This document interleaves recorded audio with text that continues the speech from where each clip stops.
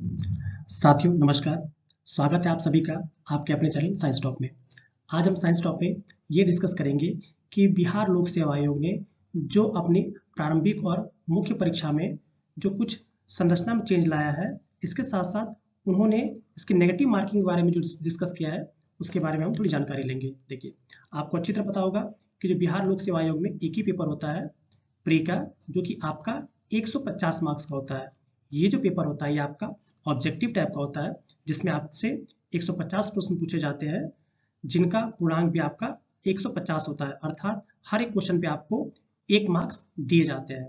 इससे पहले क्या होता था उसके बारे में डिस्कस नहीं करेंगे हम अब क्या होने वाला है हम उसके बारे में डिस्कस करेंगे।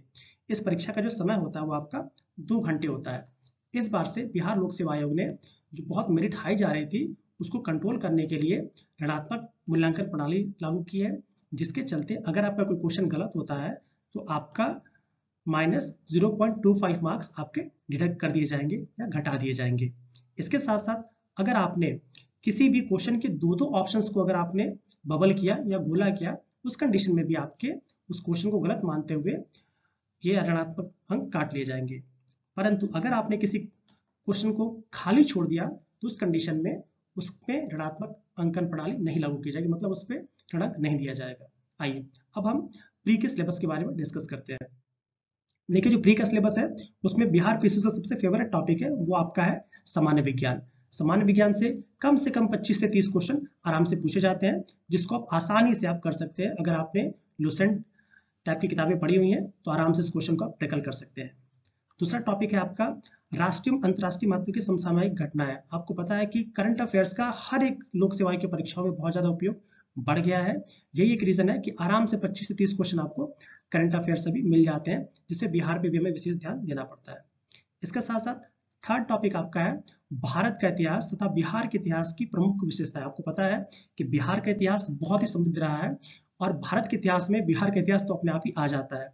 यही एक रीजन है कि भारत के इतिहास को हमें विशेष रूप से पढ़ना होता है, खासकर एंशिएंट में जो आपके बौद्ध धर्म, जैन धर्म और कुछ सिख धर्म से भी जो काफी घटनाएं जुड़ी हुई हैं उनसे प्रश्न पूछे जाते हैं। इसके साथ साथ जो बिहार का इतिहास है, जिसमें आपको पता मौर्य धर्म, मौर्य साम्राज्य है या बहुत सारे जो साम्राज्य है जो कि आपके निकले बिहार से ही है, यही एक कारण है कि उनके इतिहास के बारे में भी प्रश्न पूछे जाते हैं। तो हमें बिहार के इतिहास के बारे में विशेष ध्यान देना पड़ता है। थर्ड टॉपिक, नेक्स्ट आपका टॉपिक आता है सामान्य मानसिक योग्यता को जांचने वाले प्रश्न। मतलब इसमें आपके ऐसे प्रश्न पूछे जाते हैं जो कि आपकी मेंटल एबिलिटी को जज करते हैं। इससे भी आपके आराम से 8 से 10 क्वेश्चन पूछे जाते हैं। अगर आपने बीपीएससी की इससे पहले परीक्षा दी है या इससे पहले परीक्षाओं को अगर आप सारे पेपर्स को सॉल्व कर लें तो आराम से इन प्रश्नों को आप हल कर सकते हैं। नेक्स्ट टॉपिक की बात करते हैं। नेक्स्ट हमारा है सामान्य भूगोल। सामान्य भूगोल से बीपीएससी में प्रश्न पूछे जाते हैं, बट बहुत ही अधिक मात्रा में प्रश्न नहीं पूछे जाते हैं। और जो प्रश्न पूछे जाते हैं वो बिहार के प्रमुख भौगोलिक प्रभाव, जैसे कि कितने मंडल हैं या कितने संभाग है, कितने जिले हैं, उनकी अवस्थी क्या है, इस बारे में प्रश्न पूछे जाते हैं। और नदियों से तो बहुत ही ज्यादा बिहार में आपके प्रश्न पूछे जाते हैं, जिसपे आपको विशेष ध्यान देने की आवश्यकता है। इसके साथ साथ नेक्स्ट टॉपिक आपका है भारत की राज्य व्यवस्था और आर्थिक व्यवस्था। भारत की राज्य व्यवस्था और आर्थिक व्यवस्था, इस दोनों से ही बिहार पीसी में बहुत ज्यादा प्रश्न पूछे जाते हैं, जिसमें आपको ध्यान देने की आवश्यकता है। अगला टॉपिक आपका है भारत के पश्चात बिहार की अर्थव्यवस्था के प्रमुख परिवर्तन। भारत के आजादी के पश्चात बहुत सारे परिवर्तन अर्थव्यवस्था हुए बिहार में, जिसमें नए कल कारखाने लगे होंगे या फिर जो भी परिवर्तन है उसके बारे में आपको पढ़ना होता है। लास्ट टॉपिक आपका है भारत का राष्ट्रीय आंदोलन तथा इसमें बिहार का योगदान। आपको पता है बिहार का राष्ट्रीय आंदोलन बहुत ही ज्यादा कह सकते हैं कि महत्व रहा है, उसके बारे में हमें डिस्कस करना है। अगर ये सारे प्रश्न आपका, इन सारे प्रश्नों को आपको एक भी टॉपिक छोड़ना नहीं है। अगर आप सारे टॉपिक्स कर लेते हो आराम से अगर आप 100 के आसपास आप लाते हैं तो आप प्री क्वालिफाई हो जाएंगे, क्योंकि इस बार से आपकी नेगेटिव मार्किंग भी लागू हो रही है। आइए अब मेंस के बारे में डिस्कस करते हैं। इससे पहले मेंस में क्या होता था उसके बारे में डिस्कस नहीं करेंगे। आइए मेंस में आपकी जो पेपर चेंजेस हुए हैं उसके बारे में देखते हैं। पहला पेपर आपका सामान्य हिंदी का होगा, जो कि आपका 100 अंक का होगा, 3 घंटे का होगा। ये पेपर आपका सब्जेक्टिव होगा और याद रखिएगा इसमें सभी को 30% मार्क्स लाने जरूरी है। अगर आप 30% मार्क्स नहीं लाते हैं तो फिर आप इसमें फेल हो जाएंगे और फिर आपकी आगे की कॉपी चेक तो होंगी बट उनके नंबर आपको नहीं दिए जाएंगे। दूसरा टॉपिक आपका है जीएस का। जीएस का प्रश्न पत्र फर्स्ट होता है, इसमें आपके 300 मार्क्स के 300 मार्क्स का पेपर होता है और जो कि आपका 3 घंटे का होता है। इसी तरह जीएस सेकंड जो होता है वो भी आपका 300 मार्क्स का पेपर होता है और ये भी आपका 3 घंटे का। ये दोनों ही पेपर आपके सब्जेक्टिव टाइप के होते हैं जिसमें आपसे प्रश्न पूछे जाते हैं और आपको पेन पेपर मोड में लिखना होता है। नेक्स्ट टॉपिक आपका है निबंध, जिसका कोड आपका 38 है। निबंध इस बार से ज़्यादा इसका वेटेज दे दिया गया है, जो कि आपका 300 अंकों का होता है और ये भी आपका 3 घंटे का है। याद रखिएगा, इस बार से जो हमारी मेधा बनेगी या मेरिट सूची बनेगी इंटरव्यू के लिए, इसमें केवल ये 3, 3, 6, 3, 9 मात्र 900 अंकों में ही जो हमारी मेधा सूची बनाई जाएगी और जो ऊपर के बच्चे होंगे उन्हें फिर इंटरव्यू के लिए कॉल किया जाएगा।